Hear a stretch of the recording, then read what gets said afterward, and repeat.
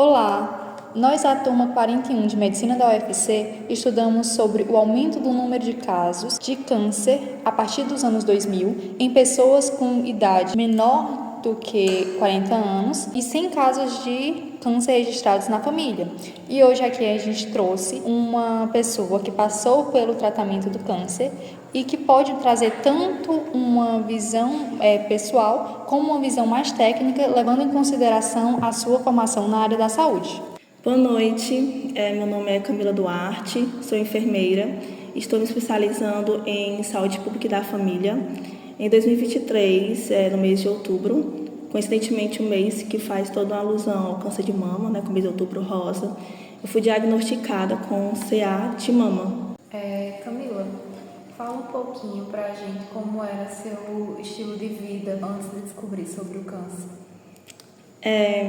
Sedentarismo, Estava sedentária, tinha um filho na época eu tinha 3 anos, não conseguia conciliar maternidade, faculdade e exercício físico, alimentação não tão saudável, o ciclo circadiano totalmente desorganizado, por consequência da privação de sono. Meu filho ainda mamava quando teve a suspeita do CA de mama, e por conta dessa privação de sono tinha um ciclo totalmente desorganizado, de rotina para dormir, para se acordar, e principalmente o estresse da faculdade. Acredito que foi o que desencadeou o CA tão cedo. É realmente uma rotina muito pesada, Camila. Quantos anos tu tinha quando descobriu? 28 anos. Fiz 28 em setembro.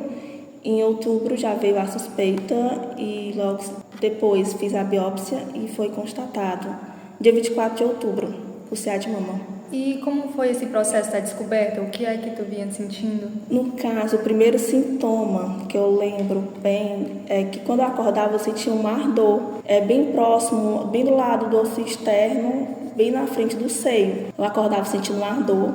Tanto que no primeiro dia, quando eu senti esse ardor, eu procurei se tinha algum brinquedinho na cama do meu filho pequeno para ter causado aquele incômodo. Mas nos outros dias me mantive sentindo essa ardência nos meus seios e depois passou.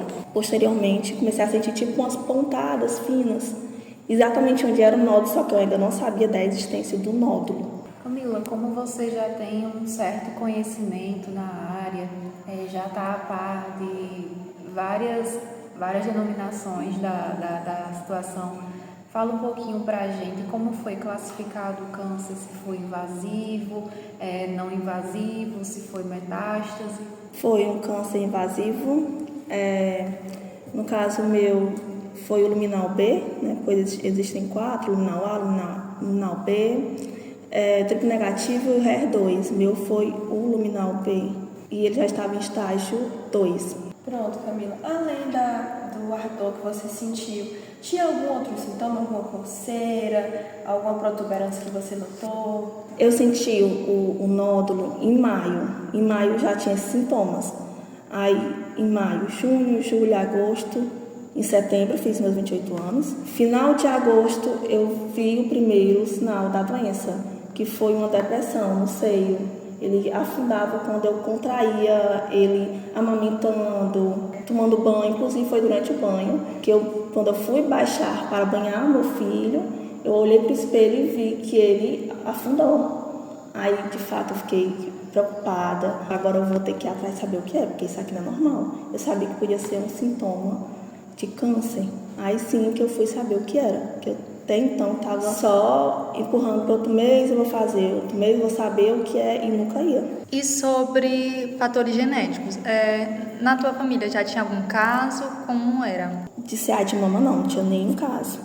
Tinha outros tipos de cânceres na minha família, mas não CA de mama. Aí no caso eu fui a primeira a ser diagnosticada com uma doença, mas todos esses casos que já existiam na minha família não tinha nenhuma relação com o meu tipo de câncer. E onde foi realizado o tratamento? O tratamento ele foi realizado em Fortaleza, numa instituição chamada CRIO. Eu sou acompanhada pelo GEON, que é um grupo de estudos sobre oncologia e câncer de mama. No caso, meu mastologista dessa instituição, ele me acompanha, no caso agora a cada 6 meses e meu oncologista a cada 6 meses também. Fica a intercalação de a cada 3 meses eu vou para o mastologista e depois vou para o oncologista. Pronto, Camila. E assim, no geral, como foi o teu tratamento? Quanto tempo durou? Quais foram as etapas de quimioterapia, radioterapia? Quantas de cada? Inicialmente era para ser feito a cirurgia e acabou, como eu fiz pelo SUS, acabou ocorrendo vários acontecimentos, médico doente e tal, e não deu para fazer a cirurgia. Deu início à quimioterapia, pois após fazer a biópsia, o nódulo passou a crescer de forma bem mais rápida. Aí eu comecei em dezembro, foi até maio, durou 6 meses, pouco mais de 6 meses a quimioterapia, 4 vermelhas a cada 21 dias e 12 brancas semanalmente. Após a quimioterapia, que inclusive na quimioterapia eu passava muito mal, nas vermelhas, passava uns 3 dias sentindo sintomas muito pesados. E após a quimioterapia, eu fiz a cirurgia uma semana após terminar a quimioterapia. Foi só quadrante e atirados do linfonodo sentinelas. E após isso, eu fiz a radioterapia, 20 sessões de radioterapia. E quais foram as consequências do tratamento para a sua saúde de modo geral? O que isso impactou na sua saúde hoje, em relação à imunidade, enfim? No caso, eu sinto um impacto maior em relação somente à autoestima mesmo, devido à cicatriz ser bem na frente. E de resto não teve mais nenhum outro sintoma, nada que me abalasse. Certo, então você já é enfermeira, já tem um conhecimento vinculado à área da saúde. A gente queria saber se a sua formação impactou no modo como você via a doença e também no tratamento. Sim, com certeza. Quando eu descobri a doença, eu estudava muito sobre o assunto que até então não tinha conhecimento aprofundado sobre. E por eu estudar muito certas coisas, não era benéfico o meu subtipo de câncer. Isso, a certo ponto, me deixava ter conhecimento sobre o que estava dentro de mim, mas ao mesmo tempo isso me deixava preocupada. Mas pelo fato, sim, de eu ser enfermeira da área da saúde, me deu confiança para poder saber o que de fato estava acontecendo, se os sintomas que eu sentia devido aos efeitos do tratamento era normal ou não. E isso me ajudou, com certeza. Perfeito, Camila. E aí o teu estilo de vida mudou depois do tratamento? Passou a fazer exercício, se alimentar melhor? Durante o tratamento mesmo, eu já comecei uma mudança no estilo de vida. Meu médico, meu oncologista, ele pediu para me cortar inclusive o açúcar, mas inclusive que eu comia muita coisa com açúcar. E eu fui diminuindo drasticamente esse consumo.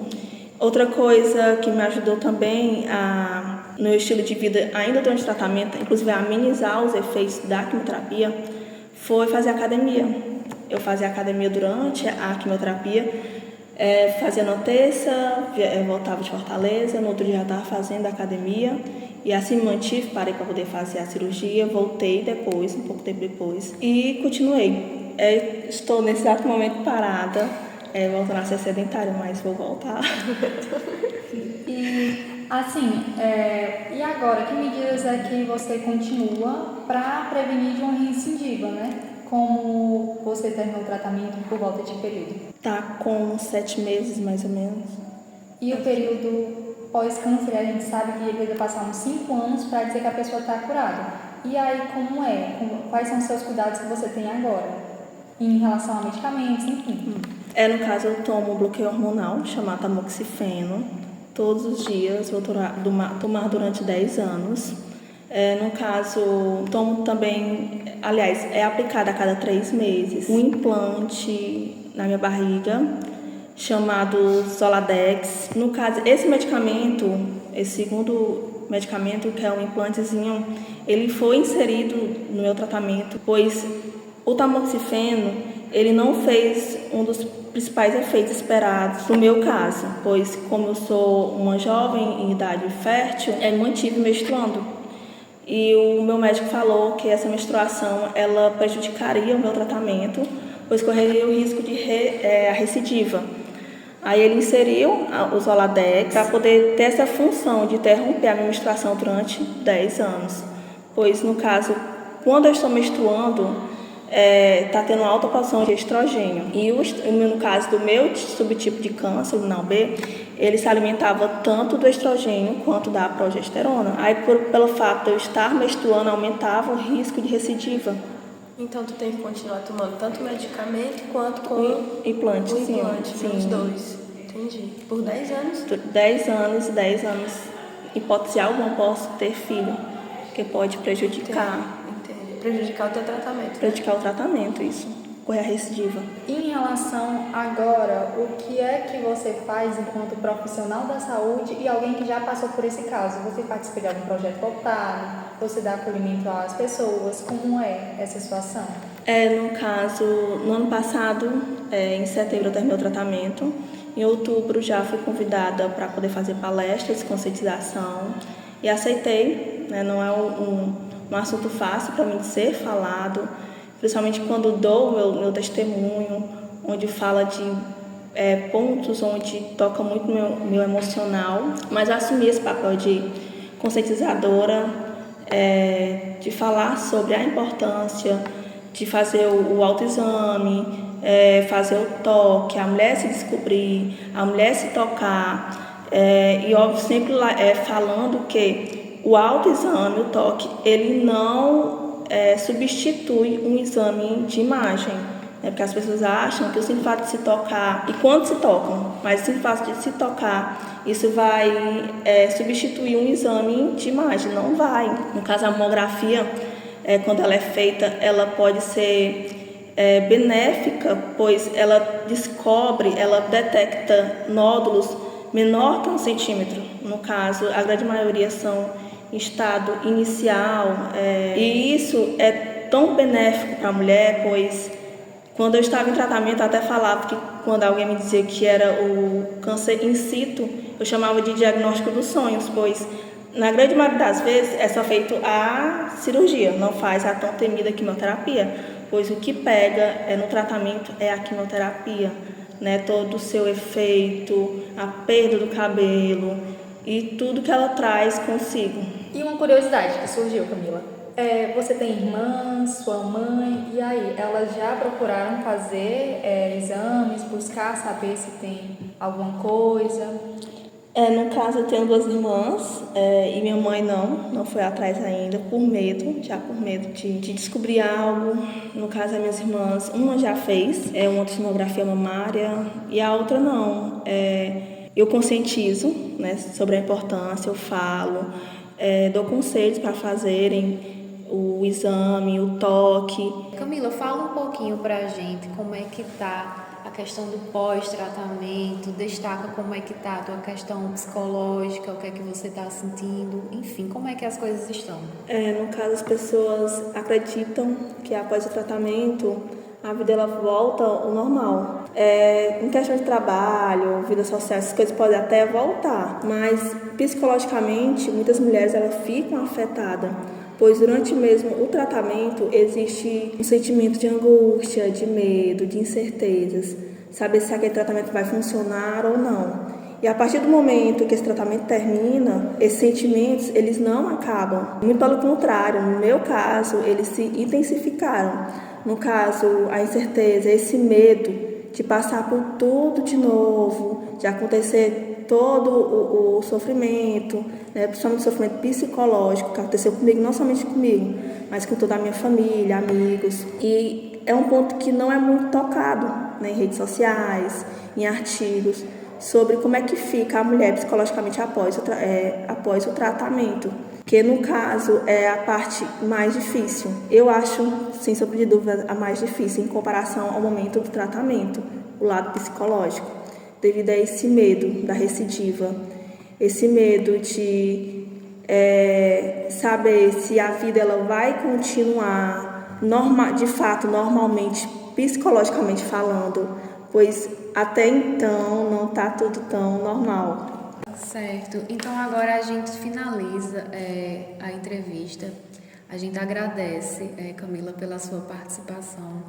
A sua história realmente... Inspiradora, muito inspiradora, né? Sim, muito emocionante e eu tenho certeza de que vai inspirar muitas mulheres. Mulheres e meninas, né, a procurarem a prevenção, a procurarem um médico, não só se fixar no autoexame, mas também procurar um profissional, fazer exames de imagem. E é isso. Muito obrigada.